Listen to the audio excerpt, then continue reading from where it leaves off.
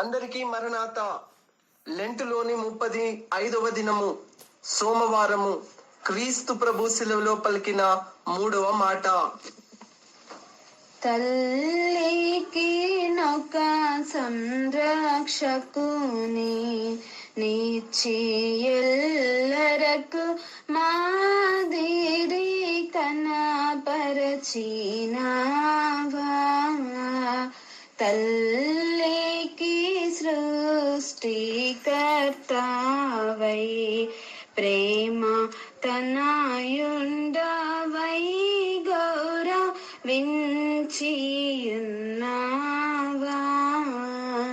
7 మాటలు పలికినావా ప్రభువా.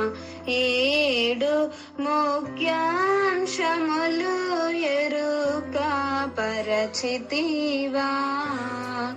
7 మాటలు పలికినావా. వాక్యము యోహాను సువార్త 19వ అధ్యాయము 26-27 వచనములు.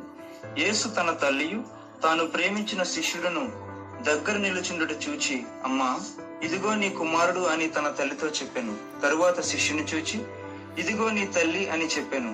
ఆ గడియ నుండి ఆ శిష్యుడు ఆమెను తన ఇంట చేర్చుకొనెను. ఆమేన్. దేవదాసయ్య గారి మంచి మాట.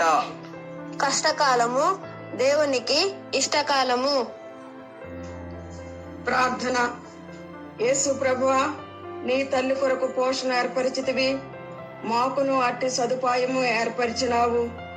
ఇక ముందుకు కూడా మా విషయమై పోషణ ఏర్పరచుచుందు అని నమ్ముచున్నాము. యేసు ప్రభువా, నీ శిష్యునికి ఒక పనిని అప్పగించినావు, మాలో ప్రతి వారికి ఒక పనిని అప్పగించుము. అప్పుడు అప్పగించినావు గనుక ఇకను అప్పగిస్తావు. ఆ పని నమ్మకముగా చేయుటకు మాకు శక్తిని దయచేయమని యేసు నామమును బట్టి ప్రార్థించుచున్నాను పరమ తండ్రి. ఆమేన్. దీవెన.